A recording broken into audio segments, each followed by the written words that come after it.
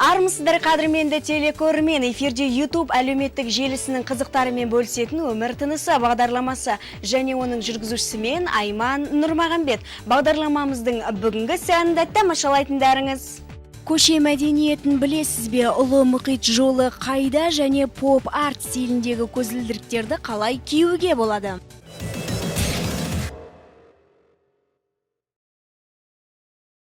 Табиғатта қызыл, қоңыр, ақ түстердің белгілі бір ретпен орналасуы ақылға қонымсыз құбылыстардың бірі болып табылады. Ал мұндай құбылыстың бірі ақштың Аризона штатында болады екен. Аққалта Аризона мен Юта штаттарының шекарасында орналасқан Вермиллион ұлттық ескерткішінің аумағындағы шөл далада оқша орналасқан құмды жер. Аймақтың барлығы да жақпар-жақпар сұр қабаттармен көмкерілген. Кейде бірнеше сантиметрге ғана жететін жұқа қабаттарды да кездестіруге болады. Аталған өңір бір қарағанда қант ұнтағы себілгендей болып көрінсе, қабаттары қисайған келесі бір жерінде алып мәрмәр бәлішке ұқсап кетеді.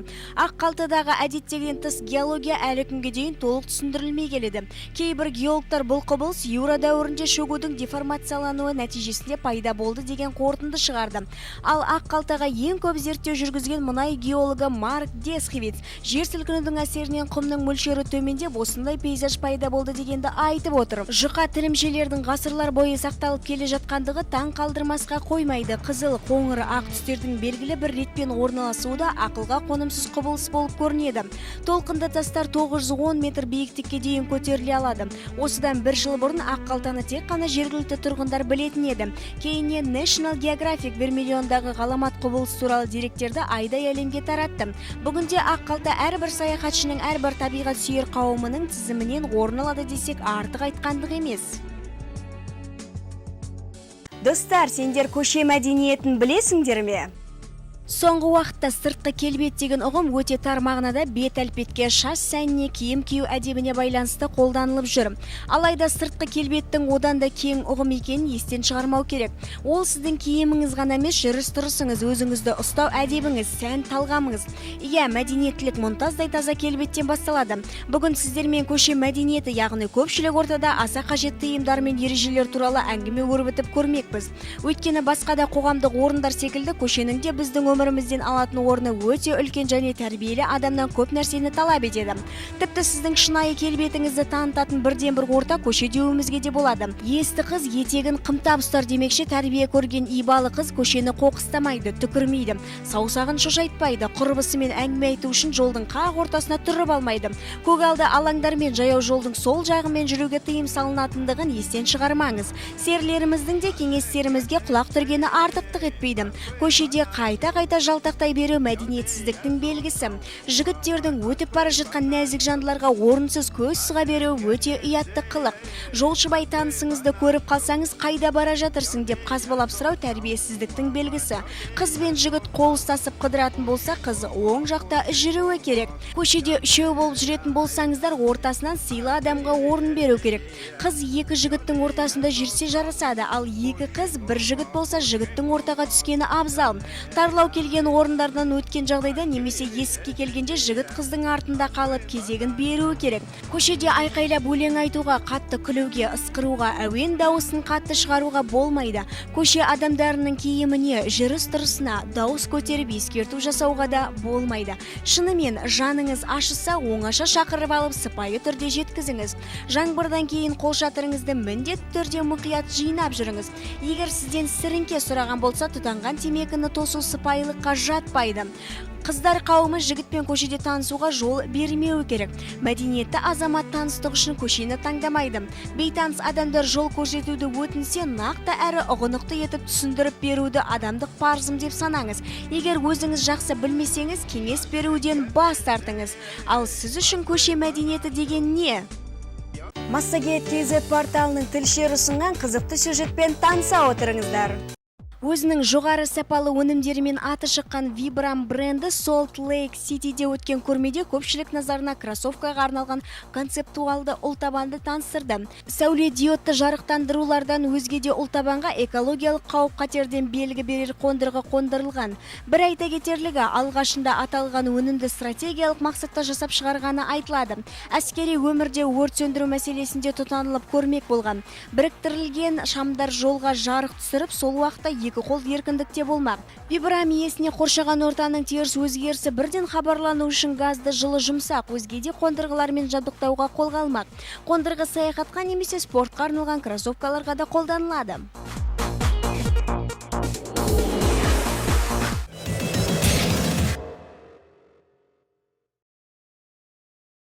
Достар, біздің бүгінгі өте қызықты айдарында сіздер әлемдегі ең үлкен қауызбен танысатын боласыздар.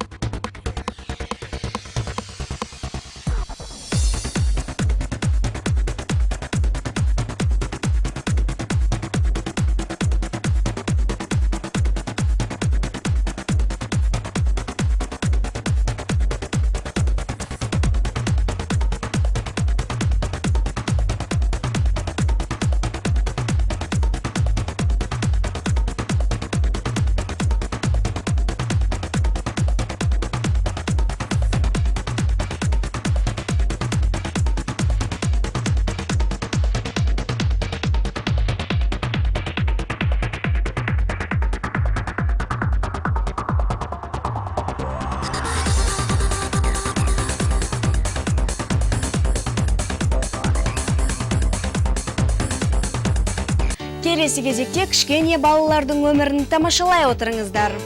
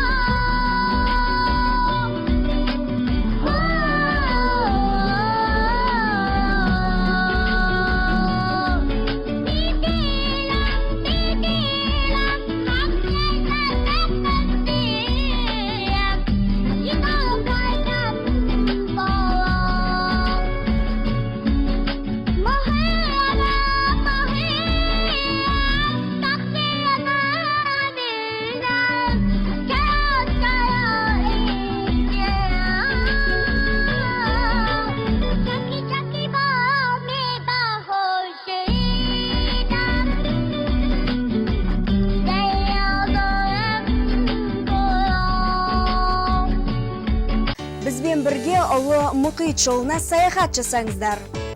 Жер атты алып планетаның ең үлкен әрі ең құпияға толы құрлығында көз көрмеген небір әдемі мекендер бар. Соның бірі ұлы мұхит жолы.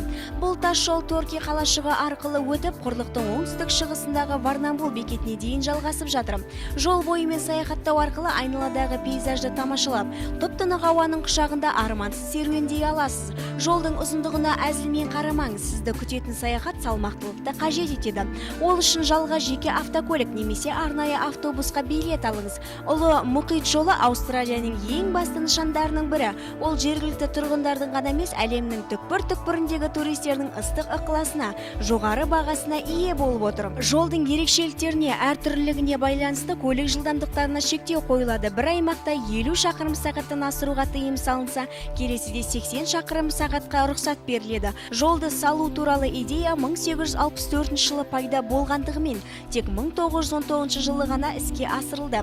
Бірінші дүниежүзілік соғыстан қайтқан сарбаздар қаза болған достарының құрметіне осы жолды салуға кіріседі. Құрылыс жұмыстары 1932 жылы аяқталды. Ұлы мұхит жолы отан үшін болған шайқаста қанын төккен жауынгерлердің құрметіне қойылған ескерткіш. Бұл тас жол бүгінде жауынгерлерге арналған ең үлкен ескерткіш болып отыр. Ерекше жолдың бетке ұстар тұсы ағаш қақпа қойылған жер. Жолдың біршама бөлігі жағажай демалысын ұнататындар мен серфинг сүйер қауымға арналған жағажай арқылы өтеді. Бұл жердің толқыны өте әсерлі болғандықтан серфингтен халықаралық деңгейдегі жарыстар жиі өткізіліп тұрады. Ұлы мұхит жолына саяхат жасау мүмкіндігі беріліп жатса, міндетті түрде тамашалау алаңына тоқтаңыз. Бұл жерден әлемге мәшһүр 12 апостол өте жақсы көрінеді. Күн сәулесіне түстерін өзгертетін жартастарды ешбір жерден көре алмайсыз. Сондықтан да бұл алаңға ешқашан бос болмайды. Ұлы тастарды көруге ниетті білдіретін адам қашанда табылып жатады. Саяхат барысында мұнан басқа Аустралияның ертеден келе жатқан жергілікті тұрғындарының өмірімен жақын таныса аласыз. Аборигендердің ұрпағы бүгінде балық шаруашылығымен айналысады. Көне аспаздық мәзірлерді, музыкалық аспаптарды әлі күнге дейін сақтап келеді және әрбір келген қонақты құшақтарын жая қарсы алады. Бұл жерден дәмді тағамдарды жеп қана қоймай, жергілікті жүзімнен жасалған ерекше шараптың дәмін татып көре аласыз. Аустралиялық фауна мен флора елдің негізгі мақтанышы. Бұл құрлықта планетаның ешбір жерінде ұшыраспайтын, тіпті зообақтар мен дендробақтарға да қойылмайтын өсімдіктер мен жануарлар жетіп артылады. Сондықтан да уақытыңызды бөліп ұлттық Атвей бағы мен Бриджит Вотер мүйісіндегі үңгірлер мен шытқалдарды көріп қайтыңыз. Ұлы мұхит жолы сіздің жадыңызда мәңгі естен кетпес тәтті сәттіліктер қалдыратын ғажайып мекен.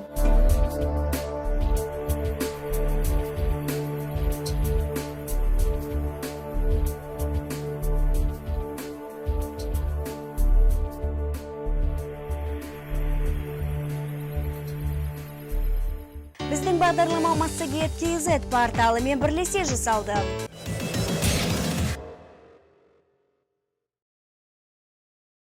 Массагет KZ порталының тұрақты айдарларының бірі бір әннің шығу тарихы болып табылады. Бүгін біз сіздердің назарларыңызға Ялла тобының орындауындағы Үш құдық әнінің шығу тарихын ұсынамыз. Өткен ғасырдың 70 жылдарында Ташкент қаласында құрылған Ялла ансамблі КСР-да ғана емес, күллі әлемге танымал. Ансамбльдің ән қоржынында Шайқана, Үш құдық, Ялла, тағы да сол сияқты шығармалар талай тыңдарманның жүрегінен орын тауып, әлі күнге дейін үлкен сұранысқа ие. Ал шыққан бойда кеңінен таралып, кейін саяси жағдайларға байланысты шырқалуға жол берілмеген Үш құдық әні ансамбль репертуарындағы ерекше әндердің бірі. Ұлы отан соғысынан кейінгі жылдары салынған Өзбекстанның Үш құдық қаласын өнеркәсіп қаласы, жабық қала деп атап кеткен. Себебі Үш құдық қаласында уран, алтын, тағы да сол сияқты пайдалы қазбаларды өндіретін. Қала КСР картасына да түсірілмеген. Есесіне қалың көпшілік Үш құдықты көп біле бермейтін 70 жылдардың соңында Ялла ансамблі Үш құдыққа гастролік сапарымен келеді. Ансамбль мүшелері өндірістік қалашық тұрғындарының назарына жаңа бағдарлама ұсыну керек деп шешеді. Дәл сол кезде олар мәскеулік танымал режиссер, ақын сазгерлермен тығыз шығармашылық байланыста болып жаңа бағдарламаны бірлесе отырып құрайды. Ялла ансамблінде Антошка, пойдем копать картошку, тағы да сол сияқты танымал балалар өлеңдерінің авторы ақын Юрий Энтин біраз уақыт директор болып қызмет етеді. Ақын Қазақстанда жатқан Қызылқұм даласының Науаи облысы аумағында бөлігі мен шөл далада орналасқан Үш құдық қаласын аралайды. Бұл саяхаттан үлкен әсер алған ақын өлең жаза бастайды. Кейін ансамбль мүшелеріне келіп, жігіттер, керемет өлең жолдары дүниеге келді, дереу әуен жазу керек деп айтады. Аптап ыстықта ұзақ жол жүрген ансамбль мүшелері демалуды қалайтынын айтып жатады. Сол кезде ансамбль әншісі Фарух Закиров гитараны қолға алып шырқай жөнеледі. 40 минуттан кейін Үшқұдық әні дүниеге келеді. Үшқұдық қаласындағы алғашқы концертте Ялла ансамблі жаңа әнді орындайды. Қалың көпшілік әнді зор ықыласпен тыңдап қошеметке бөлейді. Көрермендер біртіндеп келіп әншілердің қолын алып ризашылықтарын білдіріп жатады. Сол жылы Мәскеуден орталық телевидение қызметкерлері келіп жыл әні жобасын түсіреді. Ансамбль ән қоржынындағы 2 әнді айтады. Алайда жоба редакторы Елена Солдатова ансамбльге Үшқұдық әнін орындай беруін өтінеді. Дайындық жүргізілген кезде көрермен залында Өзбек СССР Компартиясының орталық комитетінің басшылары болады. Орталық комитеттің екінші хатшысы әнді тыңдап, Үшқұдық туралы ән жазылған ба деп таңданады. Басшылық таңданысын бәзбіреулер сын деп қабылдап, әнді айтуға тыйым салады. Алайда орталық телевидение төрағасы әнді рұқсатсыз эфирге жібереді. Ән бірден кеңінен танылып, елге таралады. Үшқұдық әнінен кейін жұртшылықтың назары Үшқұдық қаласына ауып, барлығы өндіріс қалашығына баруды қалаған еді. Осы әннің арқасында Үшқұдық қаласы картаға түсіріліп, жабық қала атағынан арылған.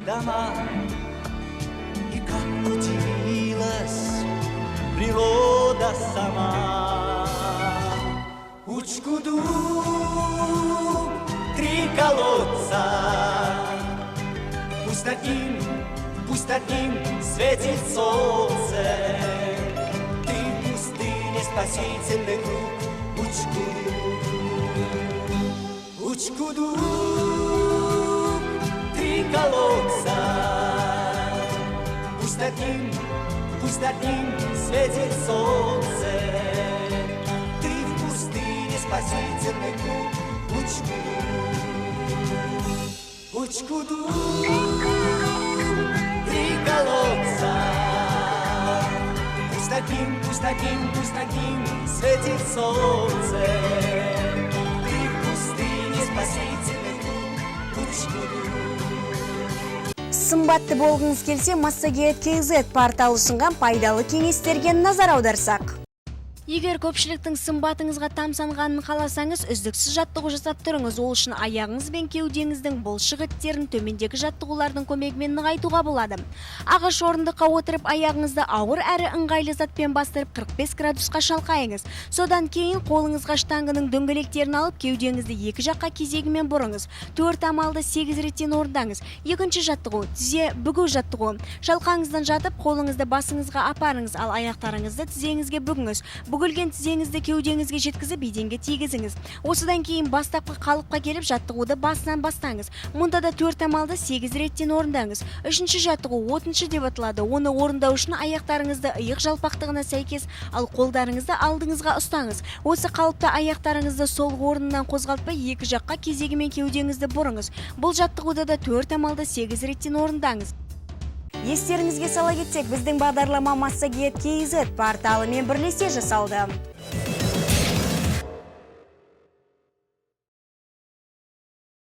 Сіз күнге киген келбетіңізді ел жұрттан жасырып әлексіз. Саспаңыз, бүгінгі біздің пайдалы кеңесіміз сізді бұл тығырықтан алып шығады.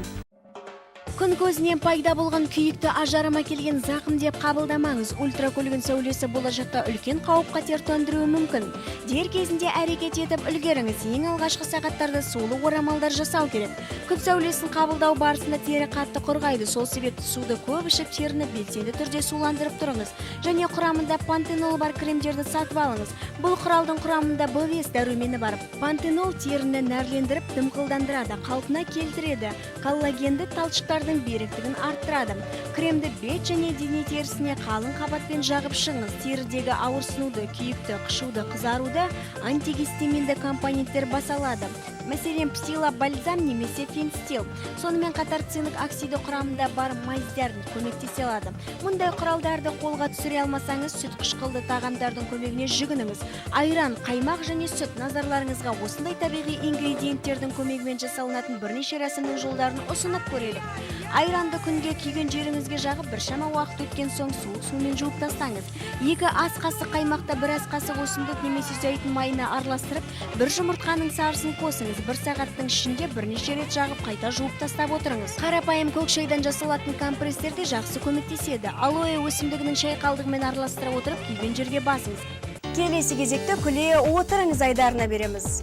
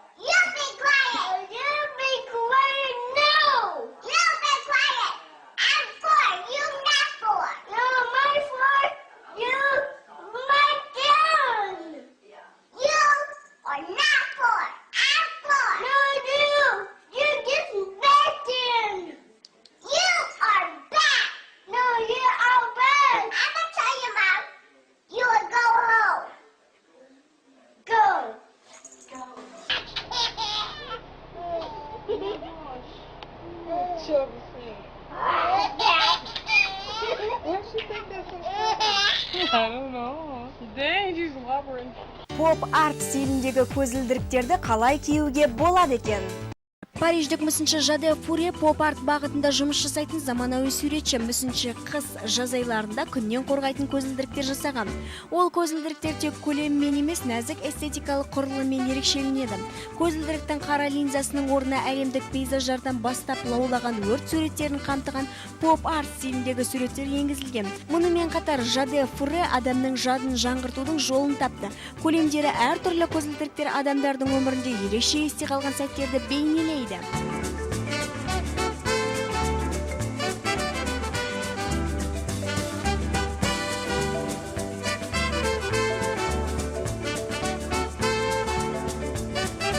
Естеріңізге сала кетсек, біздің бағдарлама Massaged.kz порталымен бірлесе жасалды.